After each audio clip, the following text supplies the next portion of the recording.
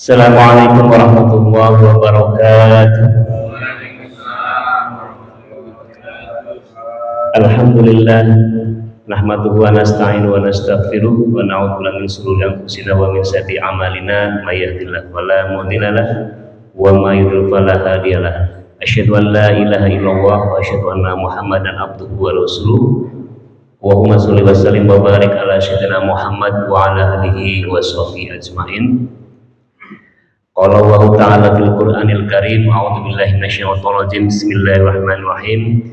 Ya ayyuhalladzina amanu kutiba 'alaikumus syiyamu kama kutiba 'alal ladzina min qablikum la'allakum tattaqun.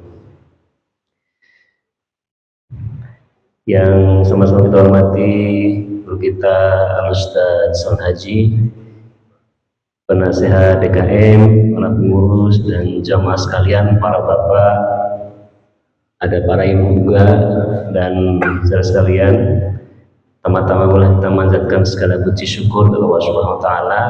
Pada pagi hari ini, alhamdulillah kita dapat hadir dalam kegiatan kajian ba'da subuh di bulan suci Ramadan ini. Ini merupakan kajian pekan pertama di bulan Ramadan 1447 Hijriah. Salawat dan salam semoga terlimpah dan junjungan kita Nabi besar Muhammad Sallallahu Alaihi Wasallam kepada keluarga, sahabat dan umatnya, dan mudah-mudahan kita semua termasuk di dalamnya mendapatkan syafaatnya ila yaumil qiyamah. Amin ya rabbal alamin.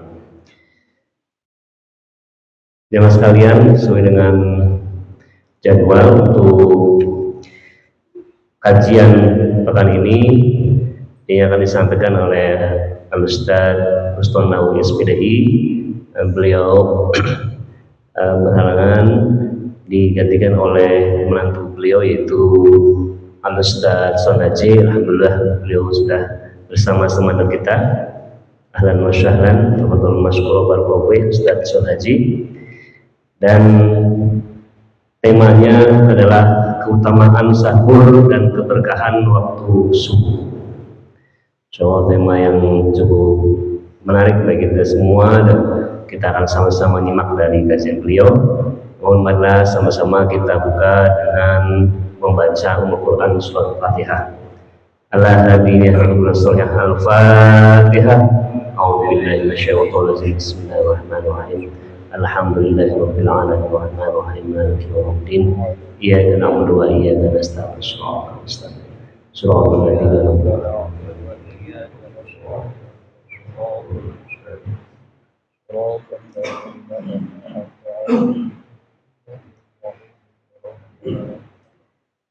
Amin, amin, amin.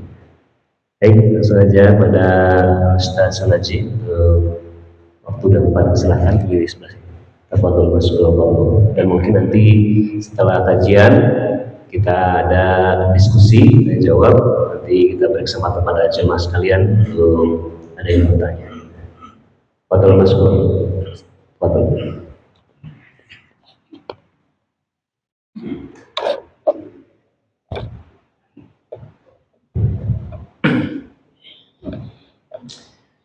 Bismillahirrahmanirrahim. Assalamualaikum warahmatullahi wabarakatuh.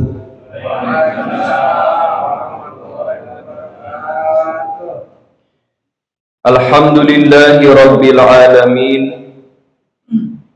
Wassalatu wassalamu ala asrafil anbiya'i wal mursalin Sayyidina Muhammadin wa ala alihi wa sahbihi ajma'in. Rabbi shrah li sadri wa yassir li amri wahlul 'uqdatam min lisani yafqahu qawli. Ya Fattahu ya Alim, ya Fattahu ya Alim, ya Fattahu ya Alim. Faqad qala ta'ala fil Qur'anil Karim, a'udzu billahi minasy syaithanir rajim. Bismillahirrahmanirrahim. Inna fi khalqis samawati wal ardh wa ikhtilafil laili wan nahar la ayatin liulil albab. Al-ayah. Wa qala an-nabiy sallallahu alaihi wasallam tasahharu fa inna fis suhuri barakatun. Al-hadis.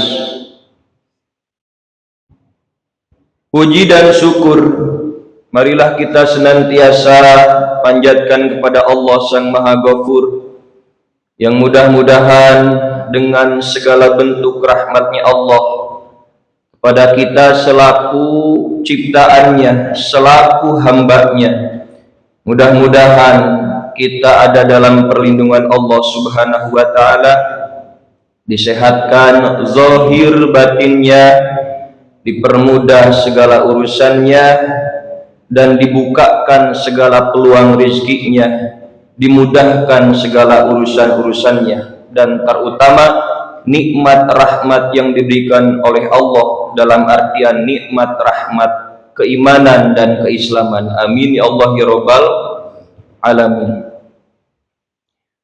Pagi hari ini insyaallah kita akan memulai daripada kajian kuliah subuh di Masjid Ulia Al-Mashkiri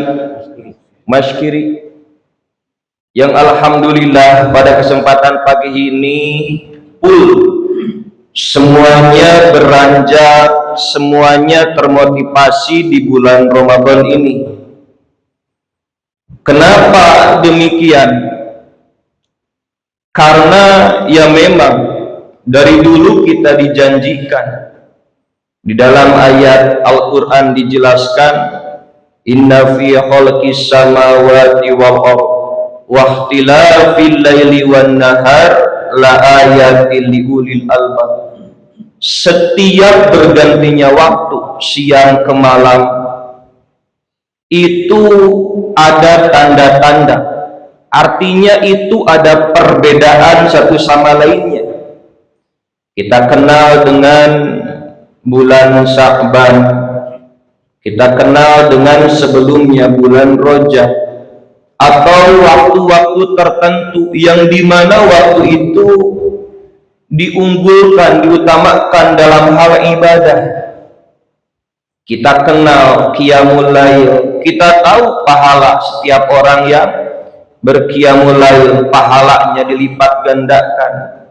Kita tahu pahala bersedekah ketika sedekahnya kepada siapa, kita tahu besar pahalanya. Tetapi kenapa kita harus diingatkan hal sebaik amal ini harus dilakukan di bulan Ramadan? Karena kalau memang bulan selain bulan Ramadan itu ada waktu-waktu tertentu untuk dijadikan fadilah. Kecuali bulan Ramadan tidak ada waktu yang terlewat, mau itu siang, mau itu malam, kapanpun itu selama bulan Ramadan semuanya sama, pahalanya sama, ukuran lipat gandanya pahala kita sama. Mau itu di malam hari yang diutamakan atau bahkan di siang hari, dalam bentuk ibadah apapun, kebaikan apapun, semuanya ukurannya sama. Hanya di bulan Ramadan, hanya di bulan Ramadan, bulan yang dijadikan keuntungan untuk kita semua. Apalagi khusus bapak-bapak yang sudah memaksakan diri berangkat ke masjid ini, setidaknya daripada berangkat kita minimal kualitas ketakwaan ini bertambah. Kenapa dikatakan bertambah? Karena sisi daripada bertambahnya ketakwaan kita, keimanan kita, itu dilihat daripada ketakwaan kita. Tandanya apa? Tandanya ya kita berangkat ke majelis ini, ikut kajian, ikut kumpul-kumpul bersama jamaah yang lain. Dikatakan oleh ulama yang ahli dalam bidang tauhid, Syekh Ibrahim Al-Laqani bahwa tanda tambahnya keimanan itu ditandakan dengan tambahnya ketakwaan. Wa rujjihat ziyadatul imani bima tazidu ta'atul insani. Diunggulkan menurut pandangan kita sebagai ahlu sunnah wal jamaah ketika tambahnya keimanan kita itu karena tambahnya juga ketakwaan kita. Tandanya apa? Tandanya berangkatnya kita kemana? Ke masjid ini. Orang lain pada lanjutin tidur, orang lain lebih enak dililit sama selimut, apalagi hujan-hujan kayak gini.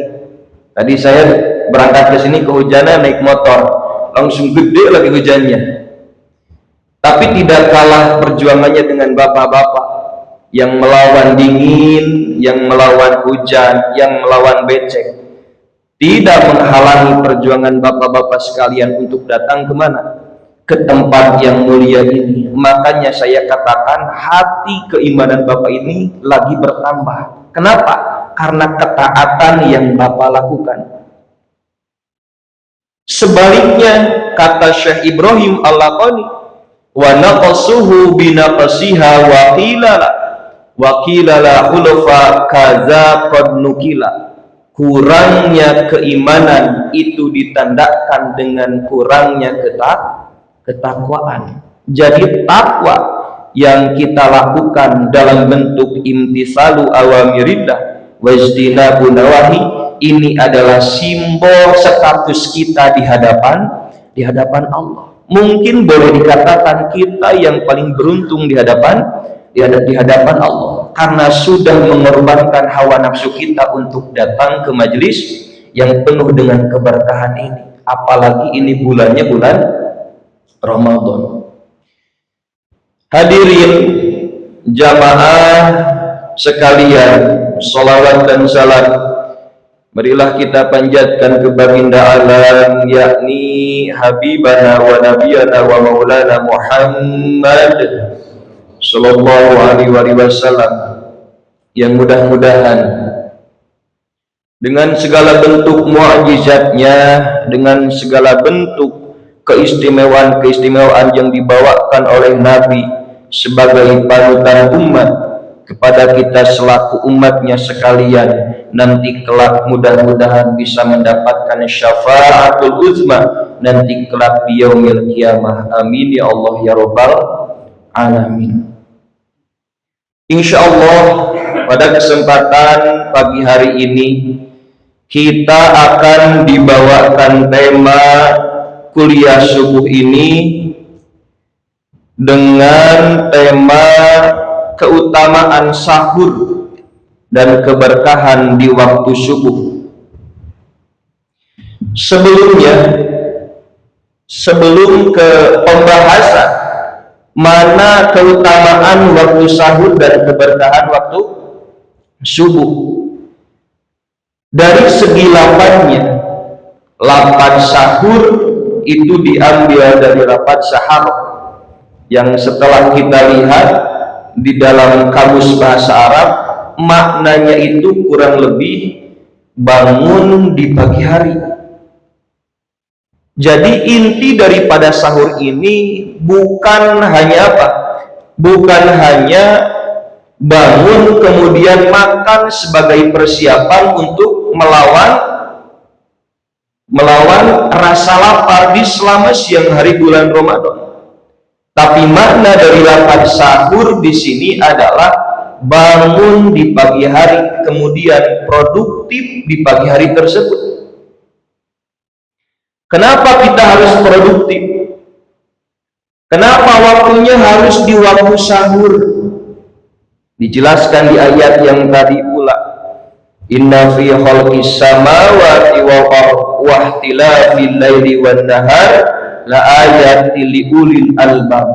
Daripada bagian waktu yang istimewa itu kata Imam Ghazali diantaranya yaitu di sepertiga malam.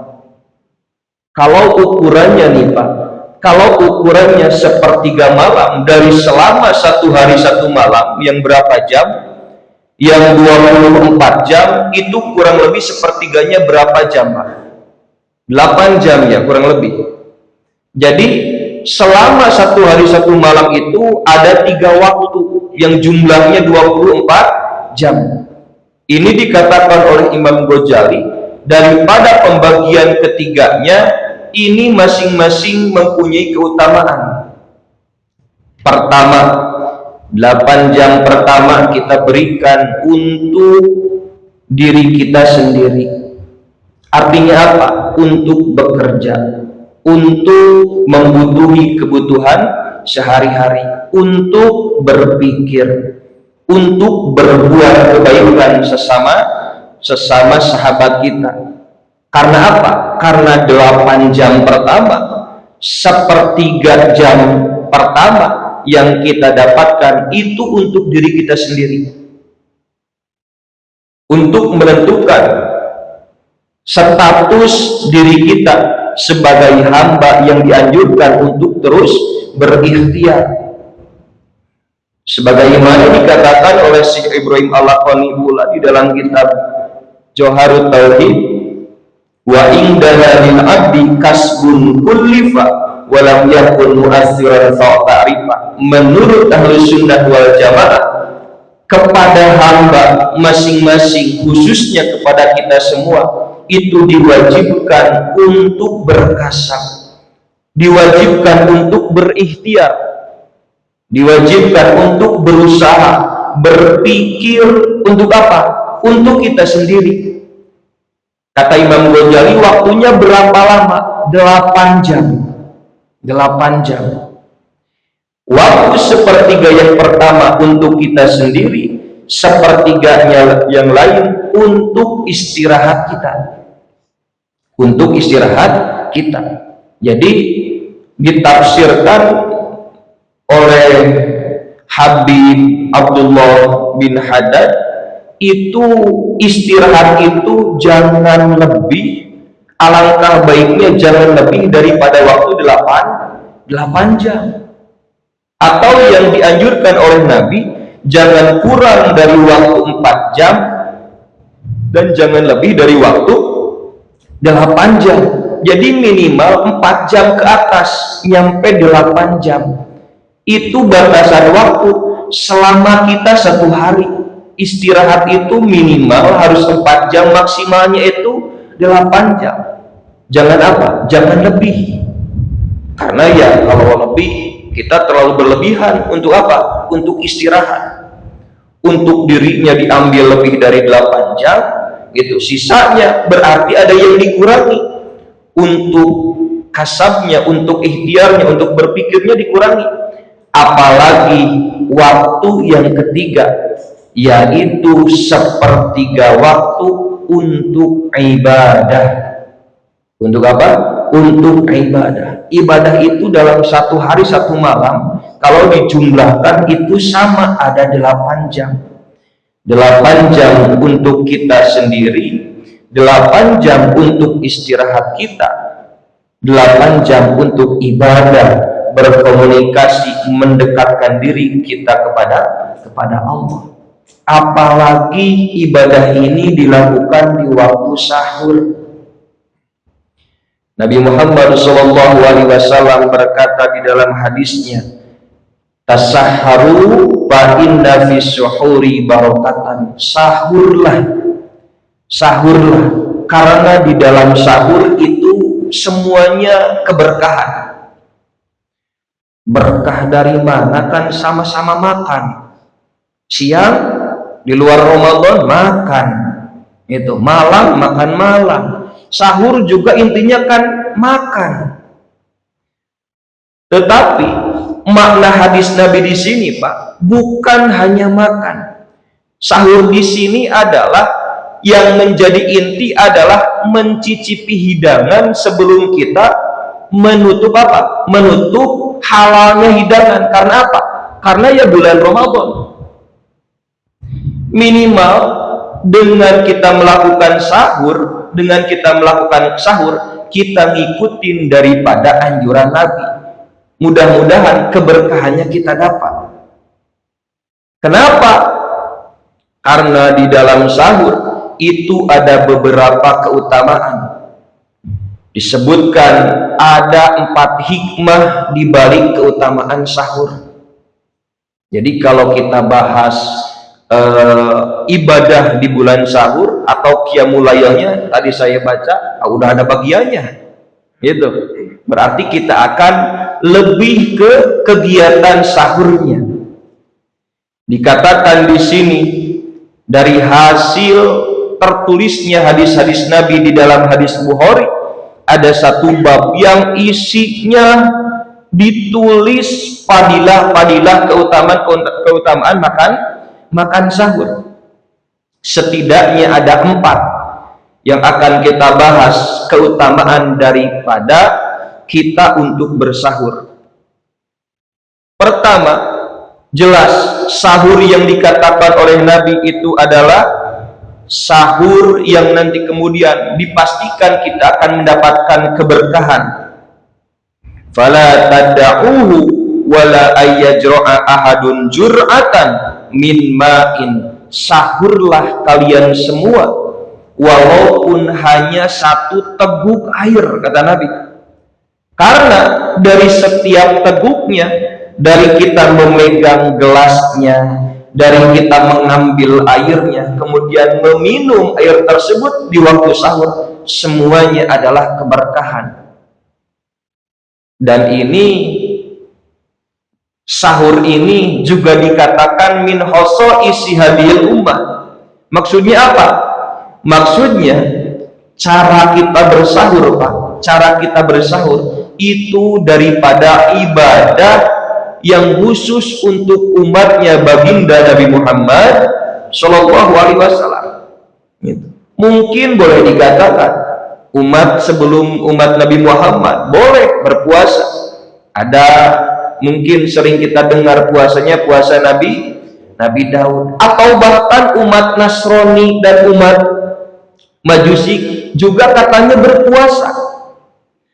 Kalau dilihat dari segi ta'rif puasa, al-imsaku, di banyaknya referensi kitab-kitab fikih yang dinamakan puasa itu kan al-imsaku an mutirin jami'an nahari biniyatin maksud sotin. Sama-sama al-imsak, sama-sama menahan diri dari segala hal yang dapat membatalkan puasa.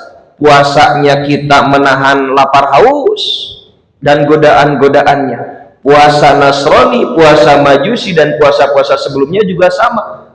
Tapi yang membedakan adalah sahur.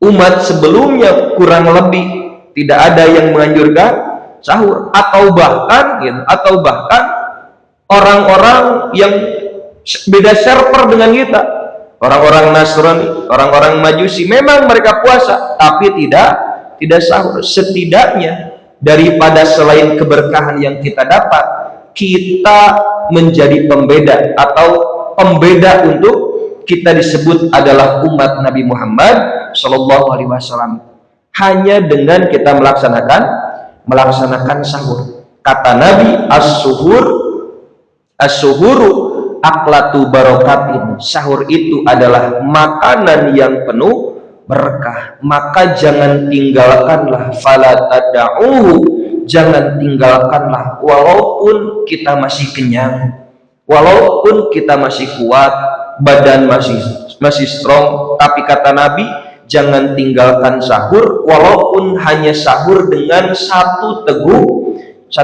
air. Kenapa? Fa innallaha wa malaikatahu yusholluna 'alal mutasahhirin. Karena sesungguhnya Allah dan para malaikat itu akan membacakan sholawat untuk orang-orang yang bersahur. Berarti kurang lebih kata Allah atau kata malaikat, Allahumma sholli alal mutasahhirin. Itu lapannya sama? Enggak juga. Kalau kita dengar nih Bani, kalau kita dengar ada ayat innallaha wa malaikatahu yusholluna 'alan nabi, ada momen di mana Allah dan malaikat Allah itu bersolawat kepada Nabi. Sama pula dengan hadis Nabi, innallaha wa malaikatahu yusholluna ala mutasahirin. Kalau tadi dikhususkan untuk Nabi, kalau ini untuk semua umat Nabi yang selalu melakukan atau melaksanakan sahur. Artinya apa? Artinya di dalam kitab-kitab tauhid, kalau kita menemukan Allah bersolawat kepada hambanya, berarti Allah memberikan rahmat kepada hambanya. Jadi bukan hanya keberkahan, tapi di balik keberkahan itu adalah sebagai rahmat dari Allah. Itu tandanya apa? Tandanya ya, walaupun banyak orang yang mampu, benar kan Pak? Ada orang yang lebih mampu daripada kita, ada orang yang lebih mapan daripada kita, ada orang yang lebih kuat daripada kita, tapi mereka menyepelekan sahur, padahal sahur itu adalah bentuk rahmat yang diberikan oleh Allah. Nah, itu dari Allah atau dari malaikat, sholawatnya kepada kita sebagai hamba-hamba yang selalu bersahur, artinya rahmat. Kalau kita bersolawat kepada Nabi, artinya apa? Artinya mendoakan, mendoakan. Itu yang pertama, bahwa penting daripada kita melaksanakan sahur walaupun hanya dengan satu tegukan air. Nah, di dalam hikmahnya daripada hadis ini, pertama dikatakan dalam kita bersahur itu ada hikmah sebagai wujud kasih sayang dari Allah. Tadi dikatakan orang yang bersahur adalah orang yang mendapatkan keistimewaan sebagai umatnya Nabi Muhammad Shallallahu Alaihi Wasallam. Pun demikian, kata Allah, orang-orang yang bersahur itu sebagai wujud kasih sayang dari Allah. Emang boleh dibuktikan? Ya boleh. Orang-orang yang bersahur, mau sahur di bulan Ramadan atau sahur-sahur orang yang selalu bangun di pagi hari, sahur itu kan kurang lebih waktunya bangun sebelum menjelang subuh. Itu kurang lebih setengah jam sebelum subuh. Itu namanya apa? Namanya sahur. Itu adalah wujud kasih sayang. Bagaimana Nabi mencontohkan setiap bangun itu selalu sahur. Walaupun apa? Walaupun tidak di bulan Ramadan atau walaupun tidak berpuasa. Di dalam hadis Nabi diceritakan, Nabi setiap bangun itu selalu apa? Selalu duduk terlebih dahulu. Bangun langsung duduk, diam. Gitu. Di dalam hadis disebutkan Nabi itu duduk setelah apa? Setelah bangun tidur. Kemudian apa? Kemudian menyuci tangannya dan menggosok-gosok matanya. Kenapa harus mencuci tangan? Karena kata Nabi, kita tidak tahu ketika tidur tangan ini meraba apa. Nah, itu kan kalau tidur nggak sadar gitu, nggak sadar. Kadang masuk gitu, kadang ngupil, itu kadang garuk-garuk, kadang ngetek gitu. Kemudian kita apa? Mengusap-ngusap tangan, mengusap-ngusap tangan. Itu di hadis Nabi disebutkan, Nabi sebelum mengusap-ngusap apa? Wajah, bangun tidur. Dan kalau kita mah refleks, bangun tidur, terus apa namanya? Kalau kata orang Sunda, kuliah, langsung gesek-gesek. Wah, gitu. Kita kan tidak tahu, kata Nabi, tidak tahu. Ainaman batat yaduh, di mana tangan ini ikut tidur dengan kita. Apakah sambil nyelepet gitu? Apakah sambil ngupil gitu? Tidak tahu. Makanya kata Nabi, cuci dulu tangannya, cuci dulu. Nah, kemudian di dalam hadis Nabi pula, setelah Nabi menggosok-gosok mukanya, setelah cuci tangan, Nabi langsung bersahur. Nabi langsung bersahur. Itu walaupun apa? Walaupun tidak berpuasa contohnya gitu, tapi tetap Nabi intinya selalu bangun sebelum menjelang waktu subuh. waktu yang sangat diistimewakan untuk khususnya umat Nabi Muhammad Shallallahu Alaihi Wasallam. Kata Nabi pula, solahul intiha bisolahil ibtida. Lulusnya atau suksesnya orang-orang itu tergantung suksesnya juga kita mengawali waktu ini. Solahul intiha bisolahil ibtida. Lulusnya di akhir itu tergantung lulusnya kita mengawalinya. Finishing itu tergantung starting. Ini setelah tadi saya iseng buka-buka apa? Buka-buka hasil daripada observasi apa? Observasi jaminan orang-orang yang selalu bangun pagi. Ternyata nih Pak, ternyata katanya setelah melihat dari peta dunia berbagai negara, khususnya di Asia Tenggara, setelah melihat negara mana yang lampunya paling awal hidup setelah bangun tidur, setelah tidur, dari banyaknya negara Asia Tenggara nih Pak, yang lampunya paling awal bangun itu adalah negara tetangganya Batam. Negara apa Pak? Negara Singapura. Katanya nih, kata peta dunia khusus di Asia Tenggara, negara yang lampunya atau orang-orangnya yang pertama kali tidur hasil riset peta dunia itu adalah negara Singapura. Memang jelas gitu. Walaupun mereka tidak tahu server, tidak tahu anjuran, bagaimana jaminan orang yang selalu apa? Selalu bangun di pagi hari, tapi setidaknya mereka melakukannya walaupun tidak tahu ini adalah perintah Nabi. Ini adalah perintah Nabi. Ternyata setelah dibuktikan negara Singapura, walaupun dikatakan katanya di negara Singapura tidak ada tambang, negara Singapura tidak punya apa-apa, cuma negara yang kecilnya kurang atau lebih kecil daripada negara lagi, kota Jakarta atau bahkan kota Batam sekalian. Tapi kenapa lebih kaya? Negaranya lebih makmur, negaranya lebih terjamin. Ternyata hasil risetnya karena mereka orang yang paling rajin. Orang-orang Singapura itu bangunnya orang yang paling pertama bangun dari semua negara-negara ASEAN. Nah kita kan Indonesia bangun juga kan dijadikan lagu gitu.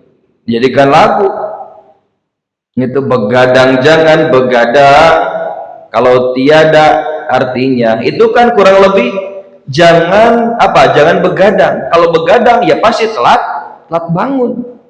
Rugi sekali orang yang bangunnya itu di luar waktu sahur atau setelah masuk waktunya subuh.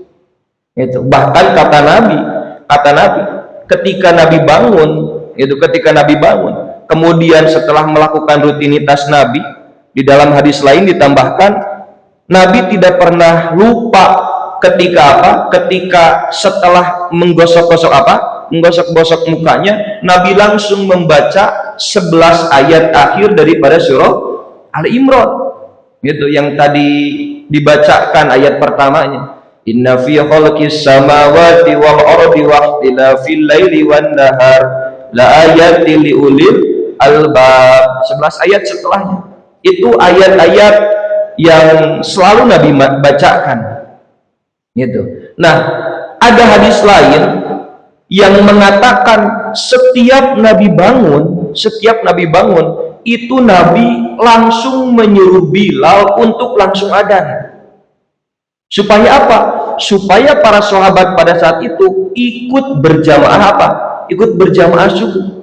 Bahkan saking pentingnya waktu sahur kemudian menjelang subuh, anjuran Nabi kita harus langsung ikut berjamaah subuh. Orang-orang yang lalai, orang-orang yang lupa, kata Nabi, orang-orang yang tidak bangun apalagi tidak berjamaah subuh, kata Nabi, gitu, kata Nabi, saking besarnya pahala di posisi itu, bakar saja rumahnya, gak guna gitu, gak guna, bakar aja rumahnya. Kalau memang bangunnya masih apa, masih telat, kalau memang selalu melupakan waktu sahur dan waktu subuh, kata Nabi, silahkan bakar aja rumahnya, gitu. Kenapa?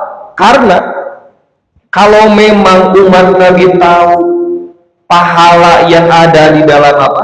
Di dalam waktu sahur dan waktu subuh, itu gambarannya seakan-akan mereka akan terus berlari walaupun dalam keadaan ngesot, walau habwan katanya. Walaupun dalam keadaan ngesot. Ngesot itu ya kayak gini gitu. Suster ngesot gitu. Saking apa? Maaf, mungkin saking banyaknya padilah, besarnya padilah dari keutamaan bangun pagi. Itu kata Nabi, mereka akan berdatangan kalau memang tahu padilah, berarti kurang lebih menurut ilmu bilaghah ketika Nabi menyebutkan jaminan dari pahala, kemudian Nabi tidak menyebutkan besarnya, itu seakan-akan tidak terhingga apanya? Besarnya. Nih, bisa dibuktikan. Pahala qiyamul lail ada batasannya? Ada yang menyebutkan rizki, ada yang menyebutkan keselamatan, ada yang menyebutkan kesehatan. Itu kan jaminan-jaminan orang yang selalu qiyamul lail. Pikirannya fresh, hatinya karena masih apa? Masih dingin, tenang. Pikirannya jernih gitu. Boleh dikatakan juga mereka yang selalu bangun pagi sebagai, boleh dikatakan sebagai pejuang, karena dari banyak orang-orang yang sukses itu resepnya apa?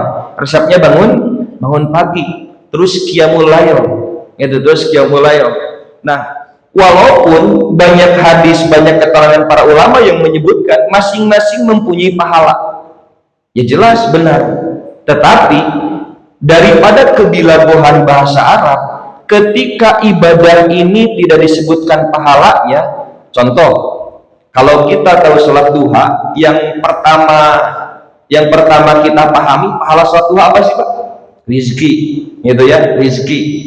Kalau sholat duhanya di 3 waktu setelahnya, kan pertama boleh dikatakan pahala duha itu keselamatan, itu ya. Nah, waktu yang terakhir kurang lebih waktu duha jam 10 ke atas gitu, itu baru pahalanya rizki. Artinya ada takaran, pahala sholat tarawih, pahala apa lagi? Pahala puasa. Ada ibadah nih Pak, ada ibadah yang tidak disebutkan pahalanya. Apa coba? Pertama, pahala sholat fardu. Pernah ada yang dengar gak? Paling pahala sholat berjamaah ya, paling pahala sholat berjamaah. Kenapa sholat fardu tidak ada yang menuliskan apa? Pahalanya. Barangkali setiap orang yang apa? Setiap orang yang sholat di waktunya gitu, atau setiap orang yang sholat maka akan pahalanya sekian. Ada yang menyatakan kalau kita sholat jenazah nyampe mengantarkan kemana? Ke liang lahatnya, itu bagaikan pahala gunung Uhud. Itu ditulis di hadis Nabi, bagaikan gunung Uhud. Tetapi kenapa sholat fardu yang 5 waktu gitu, yang 5 waktu ketika dikerjakan pahalanya tidak ditulis? Itu di dalam kebilaghohan bahasa Arab. Karena tidak ditulis, karena tidak ada pahala yang bisa menandingi pahala daripada sholat fardu, gitu. Atau tidak ada batasannya, gitu. Tidak ada batasannya, karena ya namanya juga manusia, daya pikir itu pasti, itu pasti. Sepintar apapun, seluas apapun pemikiran kita, pasti apapun itu punya apa? Punya batasan, punya batasan. Ini gedung tinggi, oh ada gedung yang lebih tinggi lagi, oh dari gedung itu ada yang lebih tinggi lagi, gitu. Oh langit itu tinggi, gitu. Kenapa tinggi? Karena tidak ada yang lebih tinggi daripada langit, contoh, gitu. Oh ada yang lebih tinggi, apa namanya, aras atau apalah gitu, gitu. Artinya kalau kita membatasi, pasti ada apa? Ada yang menyaingi, gitu. Ada yang menyaingi. Nah, dalam bahasa Arab gitu, pahala yang tidak disebutkan itu bukan berarti tidak ada pahalanya. Artinya tidak ada pahala yang bisa menandingi atau tidak bisa disebutkan bentuk besarnya pahala tersebut. Itu contohnya pahala sholat fardu itu, dan pahala yang dijanjikan oleh Nabi ketika orang-orang selalu bangun di waktu sahur kemudian ikut berjamaah. Diibaratkan oleh Nabi ketika dibukakan atau dijelaskan pahalanya seperti apa, orang-orang akan berlarian walaupun sambil ngesot, walaupun sambil berjalan jongkok itu. Saking besarnya apa? Besarnya pahala waktu subuh. Nah, makanya gitu kata Nabi, orang-orang yang selalu lupa waktu sahur silahkan bakar aja rumahnya. Nabi bilang ke siapa? Ke para sahabatnya, bakar aja silahkan rumahnya gitu. Ngapain tidur lama-lama gitu? Ngapain tidur lama-lama? Kalau apa? Kalau bangunnya telat, meninggalkan keutamaan yang mereka semua tidak tahu, padahal besar juga pahalanya. Itu yang pertama, adalah waktu sahur itu adalah sebagai wujud kasih sayang dari Allah. Kedua, jelas waktu sahur merupakan kesempatan untuk beribadah. Kita tahu qiyamul lail, besarnya pahala itu yang dijanjikan oleh Nabi. Itu kan tata caranya yang dianjurkan setelah kita bangun kemudian mengambil wudhu. Qiyamul lail itu pertama sholat sunat wudhu 2 rakaat, kemudian sholat sunat taubat 2 rakaat, kemudian sholat hajat 2 rakaat, kemudian baru sholat tahajud.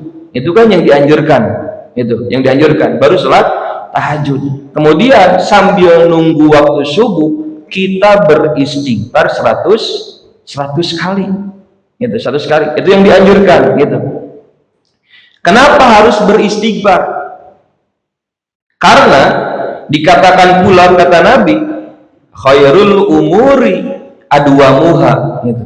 Sebaik-baiknya urusan itu ketika urusan dilakukan secara langgeng atau terus menerus, walaupun itu saja Pak, walaupun itu saja. Yang dianjurkan oleh Nabi, istighfar 100 kali sebelum menjelang subuh.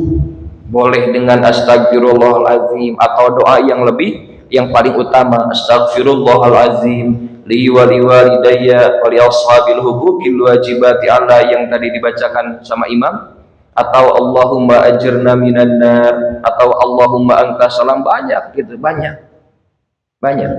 Ini cara beristighfar kita itu dijamin, apalagi kita mendawamkan daripada bacaan istighfar. Walaupun maaf tidak banyak yang dihafal daripada doa istighfar, taunya astagfirullahalazim, gak apa-apa. Saya salah satu orang nih Ban, yang termotivasi dari cerita guru kita semua Ahmad bin Hambal. Ketika Ahmad bin Hambal tiba-tiba ingin apa? Tiba-tiba ingin datang ke kota Bashrah. Dari mana? Dari Baghdad. Bashrah itu di Irak ya Pak, di Irak. Itu. Karena apa? Karena tidak tahu kenapa gitu. Tiba-tiba ingin musafir. Karena setidaknya Imam Ahmad bin Hambal menganggap di sana itu ada keistimewaan, tapi tidak tahu. Kemudian singkat cerita, Ahmad bin Hambal musafir kemana? Jalan kaki ke Bashrah. Itu lintas negara, itu jalan kaki. Nah, setelah datang di suatu masjid, ya jelas Ahmad bin Hambal capek istirahat, capek karena dulu gak ada rest area, mungkin istirahatnya di masjid. Tapi ini diceritanya Ahmad bin Hambal, walaupun pada saat itu Ahmad bin Hambal sebagai mujtahid mutlak, itu udah jelas sosok yang mendapatkan mujtahid mutlak harusnya populer. Ya memang populer, tapi karena belum ada apa, belum ada gadget gitu, belum ada TikTok, jadi tidak tahu gitu sosok kualitas atau siapa Ahmad bin Hambal itu. Ada seorang marbot masjid yang dikatakan dia mengusir Ahmad bin Hambal karena tidak tahu apa, tidak tahu Ahmad bin Hambal adalah sosok mujtahid mutlak. Sosok tadi itu marbot tersebut datang kemudian mengusir Ahmad bin Hambal, katanya jangan istirahat di sini, ini untuk orang-orang yang sholat, padahal dia itu Ahmad bin Hambal. Kemudian Ahmad bin Hambal jelas pindah ke mana? Pindah ke emper atau mihrab masjid, ke emper gitu. Untuk apa? Untuk istirahat ya, karena capek. Tiba-tiba datang lagi, diusir gitu. Selama ini sekeliling masjid jangan dipakai istirahat. Apa kata Ahmad bin Hambal? Saya lagi musafir, saya capek. Iya silahkan istirahat di tempat lain. Dimarahin sama siapa? Sama marbot, Pak, dimarahin. Sosok mujtahid mutlak, bukan mujtahid fatwa lagi gitu. Kelasnya mujtahid mutlak yang di dunia ini cuma yang diakui cuma ada berapa? Ada 4, Imam Malik, Imam Ahmad bin Hambal, Imam Abu Hanifah, dan Imam mazhab kita Imam Malik, Imam Syafi'i, Imam Syafi'i. Salah satunya yang bernama Imam Ahmad bin Hambal pernah diusir oleh seorang marbot karena tidak tahu dia itu adalah sosok mujtahid mutlak. Nyampe dimarah-marahin di ceritanya. Kemudian ada seseorang penjual roti, lagi ngadon roti gitu. Kemudian merasa kasihan, ada kakek-kakek udah tua dimarahin marbot masjid itu. Kemudian akhirnya dipanggil siapa? Ahmad bin Hambal, diajak istirahat di kalau sekarang mungkin ruko atau apalah gitu, pendopo, supaya kakek tersebut istirahat. Tapi setelah diperhatikan ketika Ahmad bin Hambal datang ke tempat istirahat tukang roti itu, setelah diperhatikan si tukang roti itu lisannya tidak berhenti-henti. Tidak berhenti-henti. Setelah mukalamah bersama Ahmad bin Hambal, nanya dulu lagi ngapain, kemudian tujuannya apa. Tapi si tukang roti belum tahu juga ini adalah Ahmad bin Hambal, karena ya mungkin dengan tawaduknya beliau gitu. Tapi di dalam ceritanya Imam Ahmad bin Hambal melihat lisan si tukang rotinya itu terus berkata nyampe basah, lapan astagfirullah. Cuma lapan apa? Astagfirullahalazim. Lagi apa? Pegang air, masukin ke adonan, astagfirullahalazim. Lagi ngaduk gitu, astagfirullahalazim. Lagi apa? Lagi ngadon, astagfirullahalazim. Lagi masak, astagfirullahalazim. Kemudian ceritanya Ahmad bin Hambal penasaran. Wahai tukang roti, kata Imam Ahmad bin Hambal, udah berapa lama kamu seperti ini? Ya, tidak lama, kurang lebih selama saya dagang roti. Itu disebutkan di ceritanya, dagang rotinya itu 13 tahun. Berarti 13 tahun dia tidak pernah berhenti untuk apa? Untuk mengucapkan astagfirullahalazim. Saking takjubnya Ahmad bin Hambal kemudian bertanya, wahai tukang roti, keistimewaan apa yang sudah kamu dapat? Wah, banyak. Wah, timbul kesombongan, banyak gitu. Setiap saya ada keinginan terijab, itu terkabul. Setiap saya pengen itu terkabul. Ada aja gitu, ada aja. Gak ada keharapan saya yang kemudian Allah apa? Allah halangi. Semuanya diberikan oleh Allah kecuali satu, wahai syekh. Gitu. Syekh itu kan di dalam bahasa Arab gitu, man rutbata ahlil fadli gitu. Man rutbata ahlil fadli, orang yang mendapatkan pangkat keutamaan. Atau ada yang memberikan ta'rif syekh itu adalah orang yang sudah menginjak minimal 40 tahun, itu dikatakan syekh. Itu syekh. Tapi yang sering kita paham, man rutbata ahlil fadli, orang yang telah mendapatkan martabat keunggulan atau orang apa? Orang ahli ilmu. Itu dikatakan syekh. Tapi yang dimaksud syekh di sini adalah karena sudah tua saja. Kata siapa? Kata si tukang roti. Gitu. Tapi ada satu lagi syekh, kata si tukang roti, yang selama ini belum terijabah. Apa itu? Wahai tukang roti, saya dari dulu pengen sekali bertemu dengan sosok Imam Ahmad bin Hambal. Dari sana langsung apa? Langsung terkejut. Gitu. Langsung terkejut. Pada saat itu juga di bawah sadar si tukang roti, ijabah doanya terwujud, langsung berhadapan. Dari tadi ngobrol masalah roti. Gitu. Walaupun tidak tahu sosok si tukang roti, dia itu adalah sosok mujtahid mutlak Ahmad bin Hambal.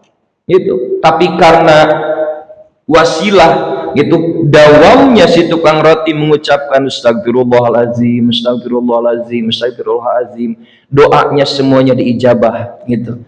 Ataupun daripada harapan doanya si tukang roti ingin ketemu sosok mujtahid mutlak Ahmad bin Hambal, terkabul gitu, terijabah gitu. Walaupun ya tidak tahu ini adalah Imam Ahmad bin Hambal. Itu kan daripada keistimewaan apa? Keistimewaan mendawamkan doa yang dianjurkan oleh Nabi 100 kali sebelum menjelang subuh. Itu yang kedua, kesempatan untuk beribadah. Ketiga, makanan sahur itu sama sekali tidak dihisab. Di dunia ini dikatakan oleh hadis Nabi, malaikat pencatat amal, siapa Pak? Saya juga asli lupa lagi. Malaikat pencatat amal Raqib Atid itu setiap saat tidak pernah lupa, kolamnya itu nempel di suhuf atau di catatan kita semua, nempel di dalam hadis Nabi, nempel, kecuali di dua waktu. Pertama ketika tidur, baru kolamnya malaikat Raqib Atid ngangkat. Artinya apapun yang dilakukan ketika tidur maka tidak dituliskan sebagai catatan amal. Kedua, lupa, ya namanya orang lupa gitu. La ahto'a fima la haraja fima ahto'a, tidak ada dosa ketika orang itu kesalahan ataupun lupa. Nah, selanjutnya yang ditulis oleh malaikat Raqib Atid kemudian tidak akan dihisab, karena yang kita tahu semua yang telah kita lakukan tidak ada apapun itu kecuali semuanya akan dihisab, kecuali ada tiga yang nanti kelak akan dihisab, yang tidak akan dihisab walaupun dilakukan dengan sebanyak mungkin. Di antaranya kata hadis Nabi, salasatun la yuhasabu 'alaiha, ada tiga yang nanti kelak tidak akan dihisab. Itu pertama, al-abdu aklatus suhur, seorang hamba yang makan hidangan sahur. Tadi kan dikatakan keberkahan. Bentuk keberkahannya apa? Bentuk keberkahannya adalah makanan sahur sama sekali tidak akan dihisab. Itu walaupun sebanyak mungkin, makan pakai lauk senikmat mungkin.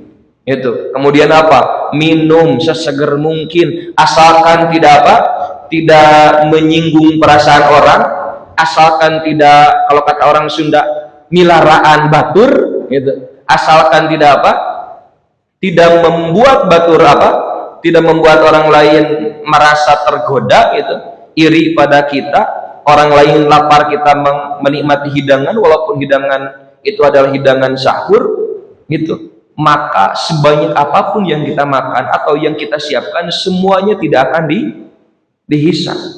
Itu yang pertama, al-ablu aklatus suhur. Di sini kan menggunakan alif lam. Maknanya apa? Maknanya dima'rifatkan oleh alif lam itu semua jenis makanan sahur.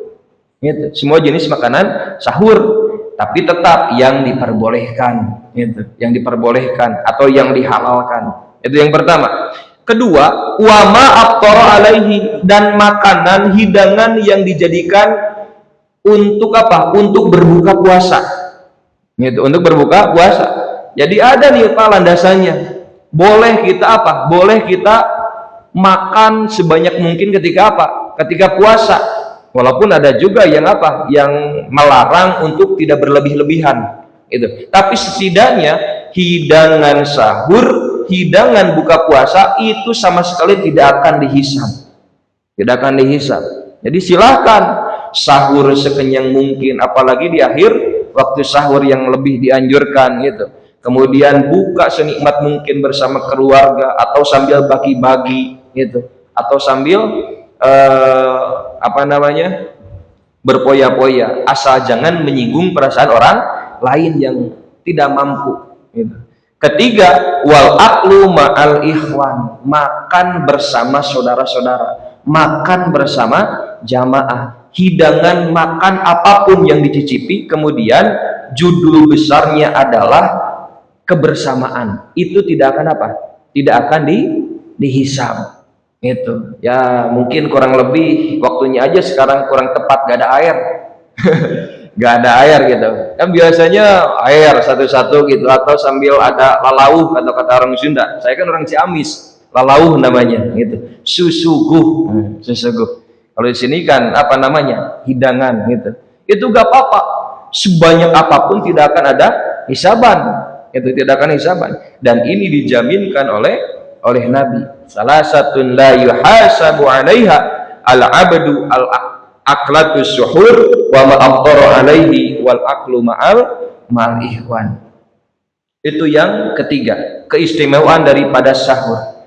Keempat, daripada keistimewaannya adalah yang sudah tadi dijelaskan, sahur itu merupakan keistimewaan umat Islam.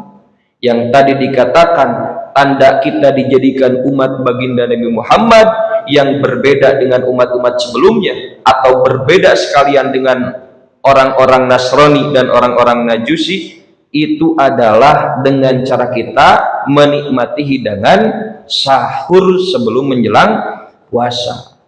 Itu kata Nabi, fasluma baina siyamina wa siyami ahlil kitab aklatus sahar. Pembeda atau pemisah antara puasa kita semua dan puasa orang-orang ahli kitab. Itu ahli kitab itu kan banyak gitu. Yaitu dengan cara kita memakan hidangan sahur. Jadi ada 4 daripada keutamaan keistimewaan kita melaksanakan sahur sebagai persiapan kita melaksanakan puasa full selama siang hari. Itu selama siang hari, dan setidaknya kita melakukan rutinitas di waktu sahur tersebut.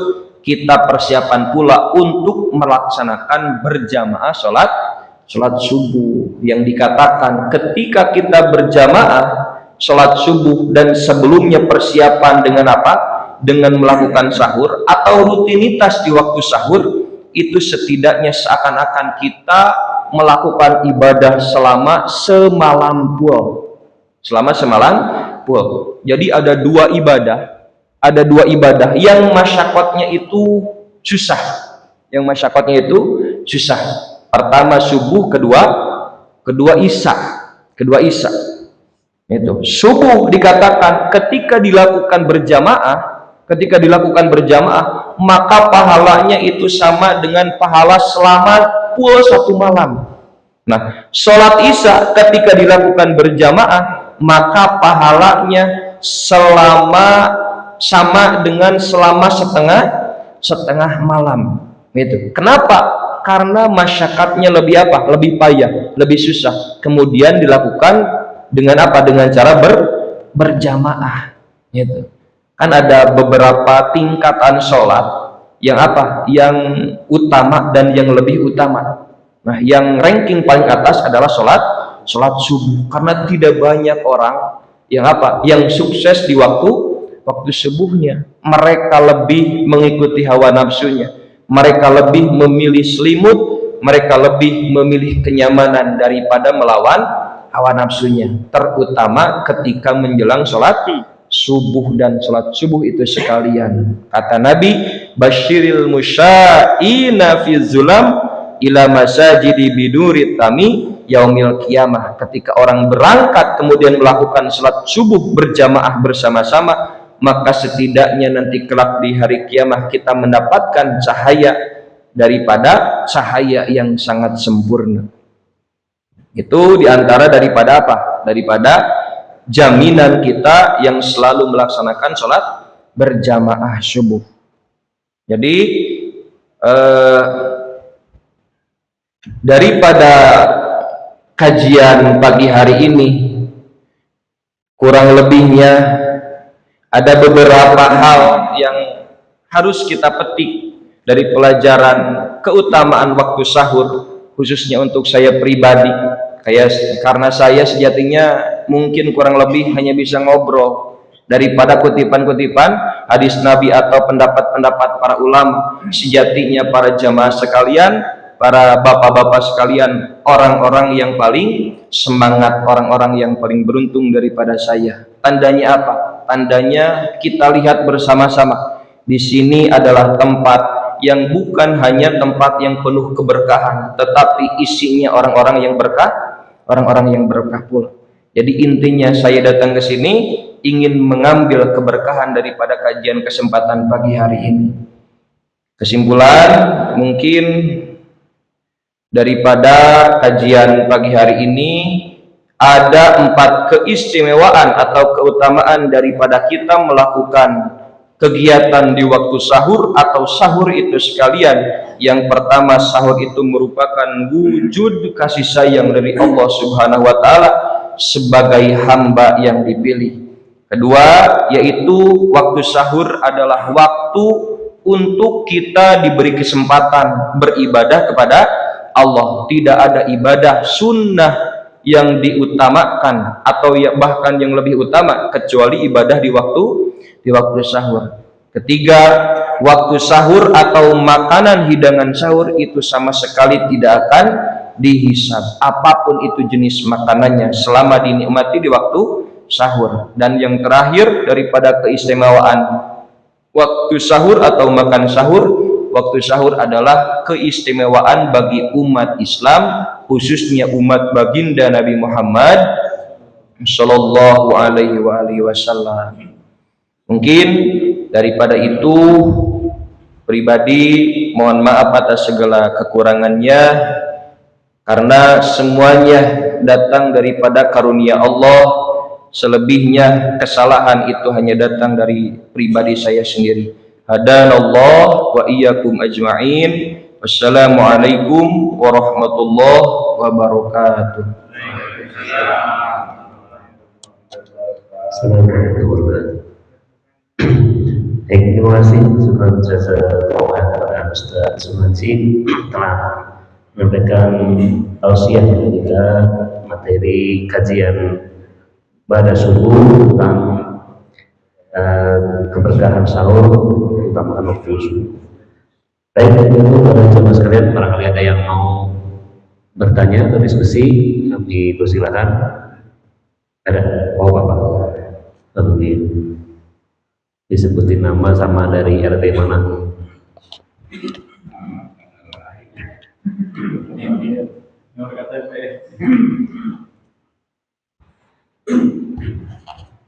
Baik, terima kasih atas waktunya. Assalamualaikum warahmatullahi wabarakatuh. Waalaikumsalam warahmatullahi wabarakatuh. Nama saya Ganjar. Siapa Pak? Ganjar, tapi bukan calon presiden. Rumah saya di Komplek Pertama di 3 nomor 4 RT 5. Yang saya tanyakan Ustadz, bahwa tadi telah dibahas masalah keutamaan sahur. Ini pada saat kita taruhlah terlambat sahur, tetapi sudah masuk di waktu imsak, ya. Tetapi masih ada waktu di waktu sebelum subuh. Apakah masih bisa bersahur walaupun tadi disebut satu teguk air.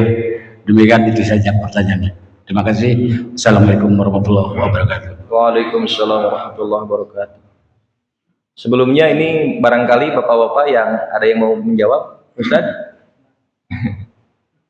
Jadi insya Allah dari banyak kajian fikih yang setidaknya pernah saya baca, pernah saya kaji, sebetulnya waktu puasa itu awalnya pertama masuk waktu subuh. Pertama masuk waktu subuh. Jadi kata-kata imsak itu adalah simbol atau peringatan untuk kita persiapan menjelang puasa. Kalau tidak salah setidaknya ada apa? Ada 10 menit sebelum menjelang subuh baru apa? Baru imsak. Kurang lebih seperti itu ya Pak. Kalau di sini juga sama. Gitu. Kalau di sana kan saya dari lembur. Menjelang waktu imsak itu biasa pakai bel, pakai alarm. Gitu. Kalau di pesantren saya kan alhamdulillah santrinya banyak. Di sana di Tasikmalaya itu pakai bel, kayak bel tsunami, ya, kayak bel tsunami. Saking apa? Saking banyaknya santri. Itu bel tersebut pertanda waktu imsak supaya kita persiapan menjelang puasa. Setidaknya kita yang telat untuk bersahur masih ada waktu sebelum menjelang waktu subuh yang tadi dikatakan sama Bapak, walaupun satu tegukan atau satu gelas air boleh, dan itu masih disunahkan. Kan sahur itu sunahnya sunnah muakkad. Ada yang lebih disunahkan dari sunnah muakkad. Itu udah mas sunnah muakkad, disunahkan lagi kayak sunnah dan dianjurkan sunnahnya apa? Makan sahur yang diakhirkan, tapi jangan terlalu akhir. Itu sahur keenakan, mumpung ada anjuran sunnahnya sahur itu diakhirkan, terus aja diakhirkan, nyampe apa? Nyampe kebablasan gitu, masih nempel rokoknya gini, padahal udah apa? Udah adzan gitu. Jadi itu tanda daripada kasih sayang Allah. Bentuk sunnahnya itu yang dicontohkan oleh Nabi, mengakhirkan sahur, mengsegerakan atau mengawali berbuka, gitu. Kurang lebih itu seperti itu. Barangkali ada yang mau menambahkan, Pak? Bisa